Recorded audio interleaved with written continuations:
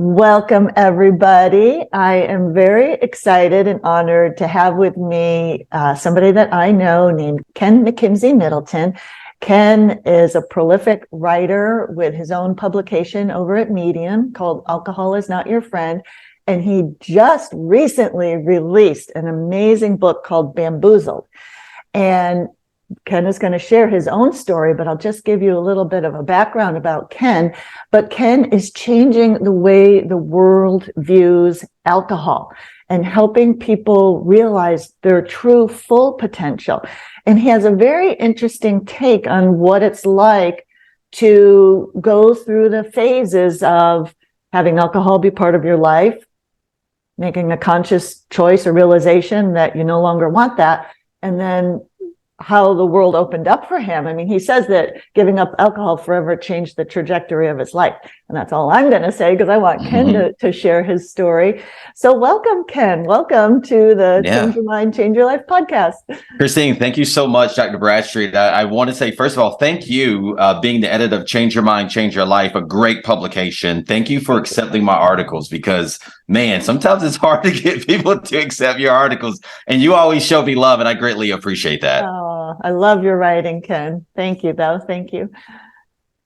So welcome. And why don't you share with us a little bit of your background story, how you came down this path from drinking to deciding you don't want to.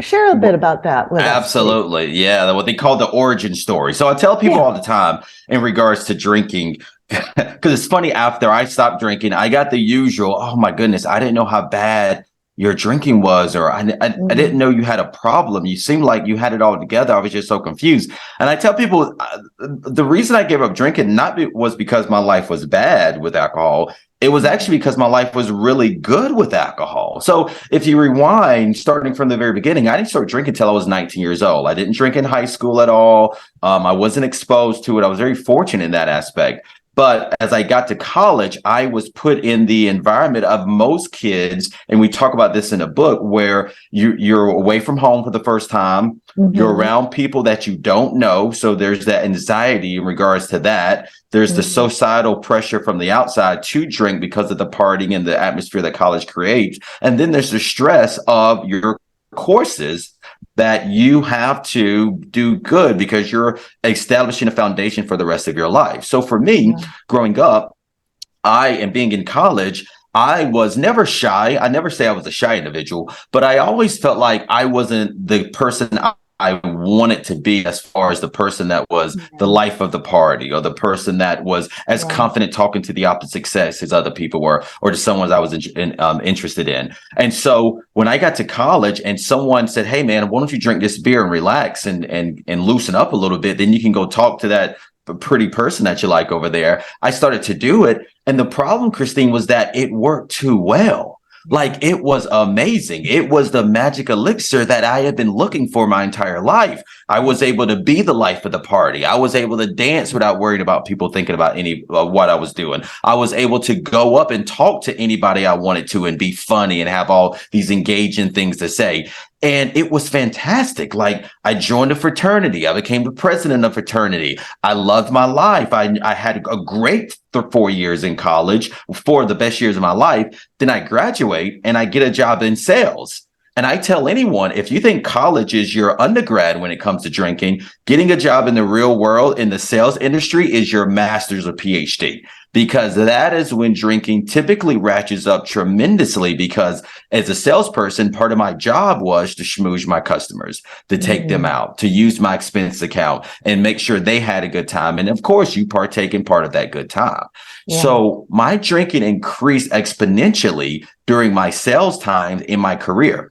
The problem was, though, as I looked at my peers and I looked at those who were my mentors, because typically your drinking is relative and you compare yourself to those around you. And as I looked at those around me and I looked at the scorecard where the financially, how they were doing, how I was doing, there were no issues. I was making good money. My mentors or people higher than me within the company were making more money than I was. So I'm looking at these guys and women and thinking, if they don't have a problem, then I don't think I had a problem.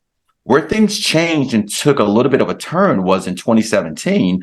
I decided to leave my company because I wanted to do my own entrepreneurship endeavor. And I wanted to try to have my own staffing or sales company.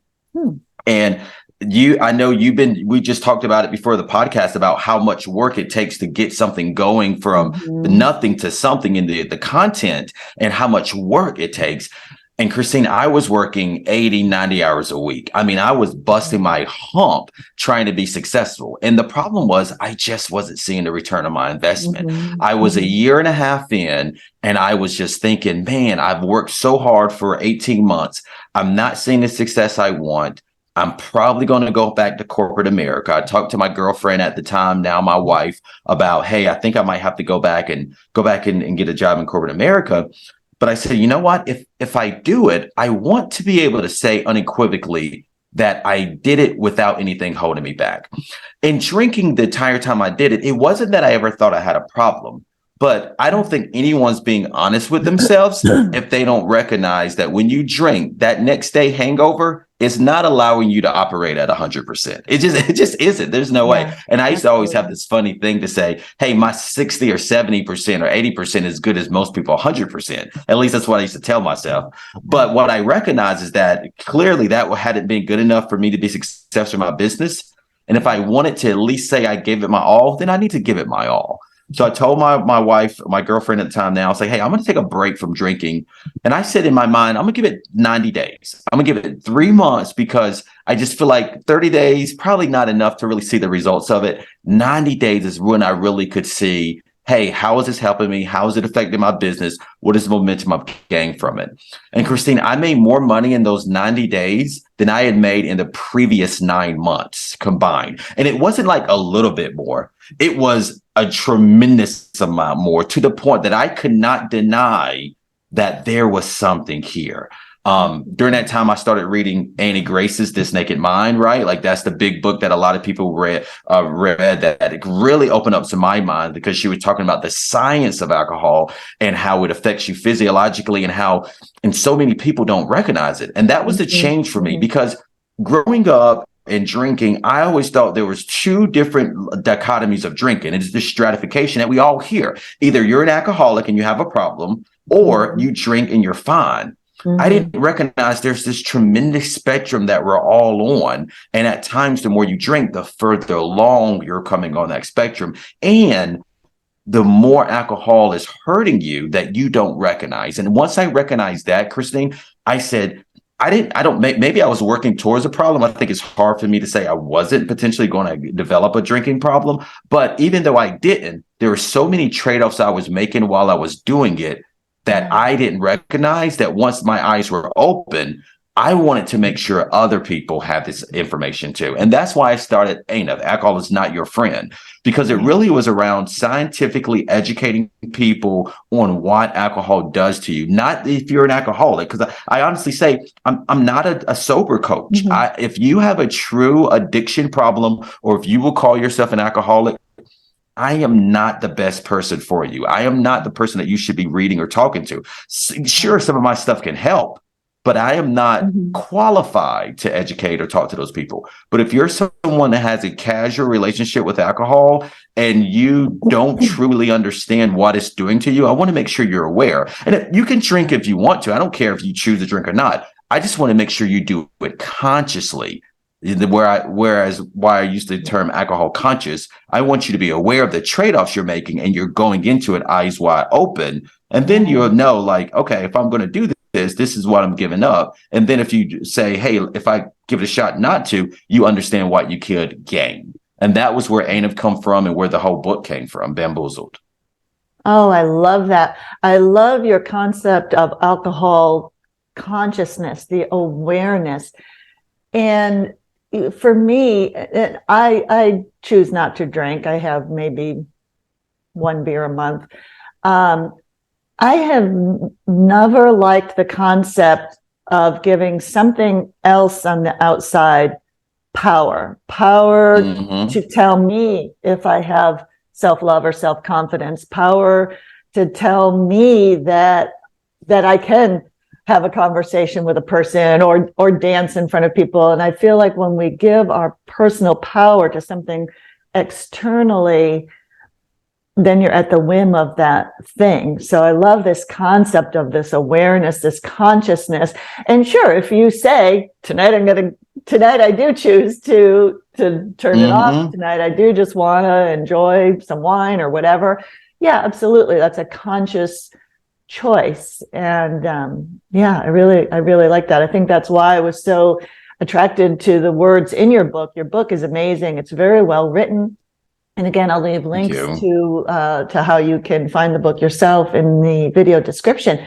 But it's like you're sitting down at a conversation, just like we're having right now. You can read the book just as if it'll feel like you're talking with Ken personally, and he walks you through these concepts in a way that are very non-judgmental, obviously, and encouraging, and very like, aha, like, yeah, I see it, I get it. And this is it. And we talked about it before, but my goal, Christine, is not to demonize alcohol. Like, do I think there's some insidious things that the alcohol industry does and are beguiling in regards to how they try to make it seem like you're all good when you drink? Right. I do agree there, but alcohol isn't a problem. Alcohol is just a symptom of a greater issue. The issue is, to your point, and you hit the nail on the head. When you give something externally the power, when you're relying on something else to solve your problems, as opposed to you looking at that problem and then solving it yourself. Now, as I said, if you want to drink, I think in your younger years, where your body actually can do a much better job of cleaning out alcohol and flushing it through your system, and you don't have as much responsibility, I'm okay with that. I really do. I think, as we said before, it's harder for you to appreciate how much better your life could be without alcohol if you've never experienced life with alcohol. So I don't think that people should have never drank, but I think there is a certain place in your life where you have to recognize it's making your life worse versus better. You're not gaining, you're actually losing. And the more you rely on it, the more control it has, and the less ability you have to then figure out how to live a life without it. And that's where, as you look at that continuum, and I tell people this, like, you just got to be careful. Around the age of 35 to 40 is when a lot of people start developing problems. And the way that works just naturally, and how the science behind it explains, is that your body over time just gets used to alcohol, right?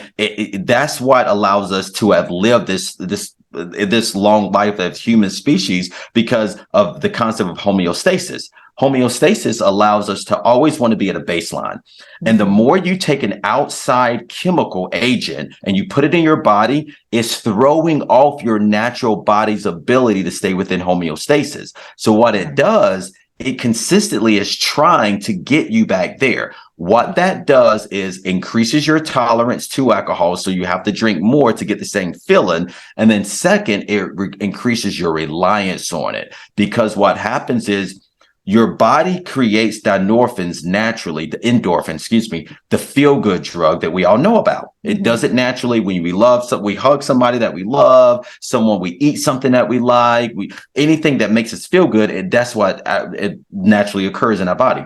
Alcohol creates that chemically, externally, not naturally. So when your body gets so used to it, and it's so used to you using alcohol to get those endorphins, eventually your body stopped losing its ability to create endorphins without alcohol.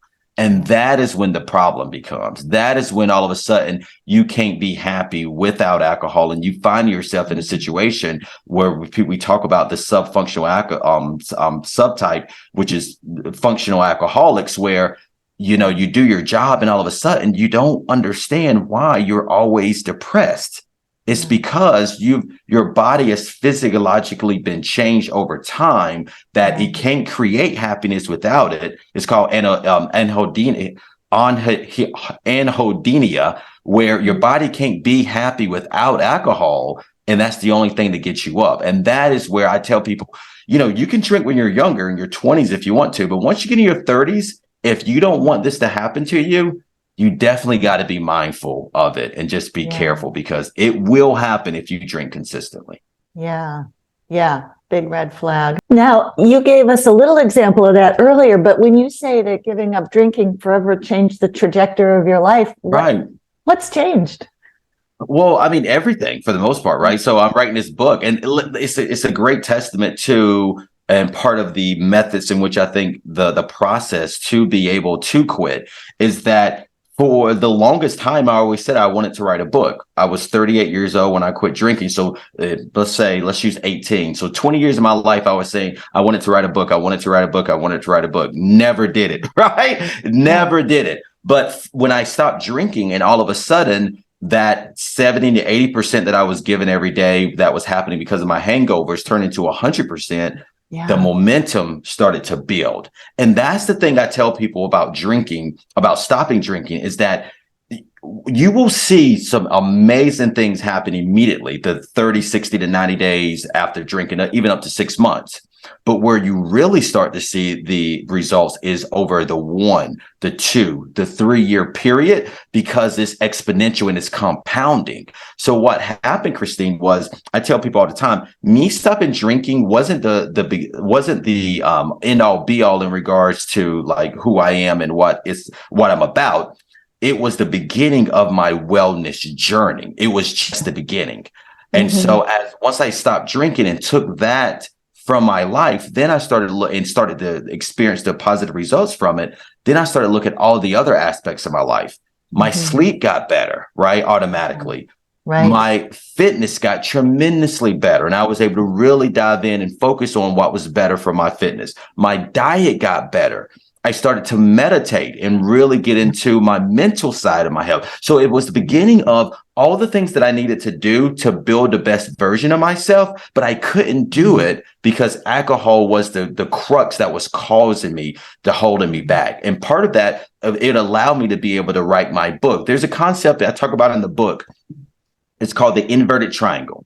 Okay. And the inverted triangle is just an upside down triangle. And what it talks about is that we all have something that I would say is the lever of what holds us back. For me, it was alcohol. For other people, it might be, who knows what, it could be anything, right? But there's something that you know in the back of your head, if you give that up, you can really build the best version of yourself. And I actually got a picture to show it to you. And so if you give that up, right? So you got alcohol at the bottom, then you can build things on top of that, goals and things that you can accomplish. And this is one for me about what I wanted to do with my life. So to your question earlier, how did it change the trajectory? It put me on this focus and this path with knowing if I give up alcohol, then I can start creating a publication. And if I can create a publication, improve my writing, then I can start creating a manuscript from a book. If I can start creating a manuscript from a book and put it together, then I can hopefully publish a book. And if I can publish a book and get some notoriety, maybe I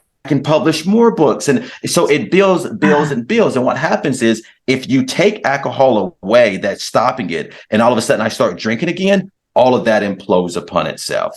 Right. So it for me, it was allowing me to understand what my inverted triangle, what was the problem, what was the bottom of it, and what I needed to get control of. And then once I got control of it, I could start building the layers upon myself of who I wanted to be, what I wanted to become, and there was nothing to hold me back from achieving it. Love it. That's so inspirational. And there's no limit. That triangle can just keep stacking up. There's no limit. Yes. Yeah. And then like anything, but if you don't have that foundation at the core, it can all crumble. So it can all crumble. It is so key how that one thing that was holding you back is the foundation. And when you get that taken care of, and I guess it's part of the human experience. Don't we all go through trying to build the dream without addressing the foundation, whatever it is, whether it's alcohol or your self-esteem or, whatever, again, like you said, it could be anything. It could be anything. You got to address that foundation first. It doesn't sound exciting. It doesn't sound sexy. We all want what's at the top of the inverted triangle, but if you will have such phenomenal results if you start at the foundation. Love it. Love it. And the great thing about the foundation addressing it is that we all know what it is. It's that thing that you don't want to say, but you know that like I always knew that my drinking was probably more than it should be. Like I didn't do anything about it because it didn't affect my life. I still made good money. I didn't get any major issues. But I always knew that it was probably more than it should be. It was always in the back of my head. And for most people, you know, there's something that you're doing that isn't serving you long term. And whether it's overeating or binge eating, whether it's doing things that you know are unscrupulous in your life, like we all know there's something that we should stop doing. So it's just on you to identify it. And then once you can get a hold of it, man, the sky's the limit. To your point earlier, there's no cap or no ceiling to your inverted triangle. You can build it as high as you want to build it. Right. Oh, so powerful. So powerful. So I know there are probably a lot of viewers out there that have their toes are right on the edge. They're at that point where, like you said, you knew that alcohol was having an unhealthy role in your life. So what would you say to people right at that point? Like, okay, yeah, it's in the back of my mind. I know alcohol is not serving me. What's a good next step they could take? Or do you have a word of inspiration for them? Absolutely. You just got to educate yourself. So I have a concept in the book called the meds, MEDS. That is in the book. The book is divided up into 4 parts, right? The first is, why do you drink alcohol? We really established a reason around it. Second, we talk about what do you have to gain from not drinking? So we talk about how all your life could be better. The third part is, how do you do it? And the how do you do it talks about the meds. And the meds stands for 4 things. It's an acronym. Love acronyms. That's why AINYF, alcohol is not your friend. Love them. But the meds is around mechanical reengineering, exercise commitment, diet improvement, and success seeking. And the success seeking is important, but the first one is exactly the first step I would say anyone should do. So mechanical reengineering is change your concept or your perception of what drinking is. And the only way to do that is to begin reading books, listening to audio tapes around what alcohol does to you, to understand how physiologically and scientifically it changes you internally. What I tell people, the first step with the meds, I tell people, don't stop drinking when you have that initial thought. Don't stop drinking. What I want you to do is start researching alcohol. So Bamboozled, I would hope, would be one of the books that would be in the collection of great books.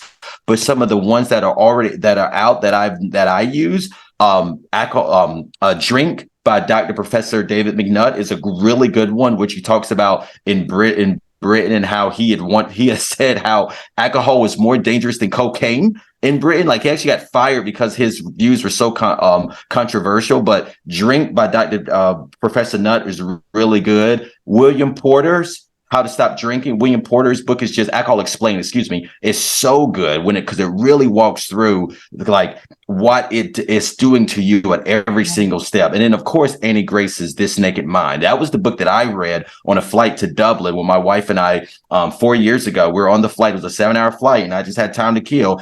And I opened up the book because before then, Dr. Christina, I got to be honest, I was thinking I'm going to stop for 90 days, but I'll go back to drinking eventually. It was during that flight, reading that book, that I was like, I don't know if I'll ever drink again. So it's around educating yourself and then learning. And then what I tell people to do is while you're reading, then continue to drink, because I want you to notice, are these things happening to you?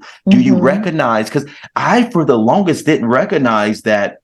It sounds so bizarre now when I say it, but when I woke up at 2 or 3 o'clock in the middle of the night, that it was only because I had been drinking the night before and my body was chemically thrown off. The balance of it was, and that the dynorphins was trying to combat the endorphins that I release unnaturally through alcohol, that it caused me to wake up and then sometimes to feel depressed. So it's around, are you experiencing these things, right? Or are these things happening to you? Like, really understanding physiologically, when you think alcohol helps your anxiety, do you notice that after you stop drinking and your body gets back to normal, you're actually more anxious than you were before? So it's like identifying and seeing all the things that you think alcohol is doing and how it's subtly hurting your body from being able to do it on its own. Now, because my thought process, once you recognize that and you see like, hey, this isn't, they're not making stuff up, this is real, then that'll give you the momentum to actually stop. And I tell people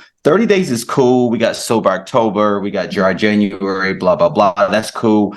You really need to do 90 days. If you want to commit to really giving this a shot and see if you really, because 30 days it's long enough that you experience some positivity, but it's not long enough for you to really gain the momentum and the compounding that really is the difference. 90 days is the amount of time that you really should give it a shot and then see how your life becomes. And I tell people this, I like, listen, give it 90 days. And that after 90 days, if you say your life isn't better without drinking, you know what? Go back to drinking. I feel that confident that it will be, though, to say that. But if you can look at yourself in the mirror and say, hey, I stopped drinking for 90 days and, you know, it wasn't that big of a deal, or I didn't experience all these positive things, then yeah, go back to drinking. That's fine. Do what you got to do. But if you do give it 90 days, I guarantee you're going to see some things that's going to change the way you think about drinking forever. Yeah, 100%. I completely agree. And that's a great opportunity for people. Please leave your experience in the comments. So if you've, either done it in the past or about to embark on a 90-day alcohol-free lifestyle, I'd really love to know how it's going for you, what your personal experience is. So please leave your experience in the comments. Absolutely. You will see the difference in your mental health, your physical health, your emotional health. Absolutely. People, because you hear the CDC say that the average recommended drink is 1 to 2 drinks a day. That was what we've always been told. 1 to 2 drinks a day is good for the heart. You'll be fine. Yeah. Do you know if you drink 1 to 2 drinks a day, that'll put you anywhere from 8 to 16 drinks a week, which will put you in the top 70 to 80th percentile of all people who drink. Like it puts you in that small group of people that drinks a lot. Like, even though 1 or 2 drinks is a lot, most people that are like, and I don't want to say have an issue, but can drink, take it or leave it. They do it when they choose, are like you. 60% of people have 1 drink a week. 60%, 1 drink a week. Most people do. People don't understand when you drink that 1 or 2 drinks a day, that is putting you at risk of developing the problem. When you can do it like you can, leave it or take it on occasions, not often, you're okay. That's why I don't demonize alcohol. It is okay for some people, but for others, you just got to be careful. And the 1 to 2 drinks a day, even though it seems harmless, will eventually snowball into something else. And that's what it's about, like educating people. That's why I wrote Bamboozled. I mentioned William Porter's book, David McNutt, Professor McNutt, as well as Annie Grace's. My hope is that Makimsy Middleton's Bamboozled is in that group. It becomes the the Mount Rushmore of alcohol explained books that people can say, hey, that book changed my life because I never looked at alcohol that way before I read that. And now I look at it differently and it changed my relationship with it. Well, I'm going to see that happening, Ken. And then I can say, hey, I know him. I'm going to sell a few copies. Dr. Brashear, sell 1 or 2 copies, hopefully. I love it. I love it. I thoroughly enjoyed the book, and I'm looking forward to hopefully me doing my part and helping people learn about the book, and that some of you will try it. And also visit Ken over at his Medium publication, because the blogs are terrific as well.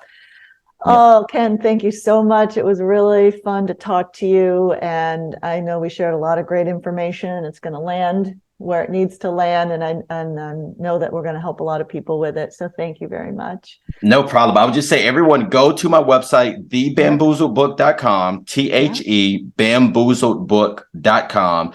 There, if the book is, because the book is going to officially be released April 1st. So this is after April 1st. You can go there and buy the book, or you can go to Amazon and buy the book. If the book is not out when you go there and get on the list. And then I will make sure to email you the link so you can buy the book on April 1st. Coming out on April Fool's Day, there will be a special surprise for the people that go there and buy it on April Fool's Day. So I would highly, highly encourage to get your copy that day. And I'll also, again, keep all that information in the discussion, or excuse me, in the video description, so people can find you. Oh, this is wonderful. Thank you. People, before you go, please be sure to subscribe to the channel. When you subscribe to a YouTube channel, it's like supporting a small business, but it doesn't cost you anything, but you're helping us to spread the word, to help people in the health and wellness. So thank you, and we will be back next month with another interview, as well as weekly videos on health, wellness, and success on the spectrum, which is a whole different category, but all good stuff, all good stuff. Ken, thank you, and Thank you. we will talk again soon. Talk soon. Thanks, Dr. Brushing. Bye-bye.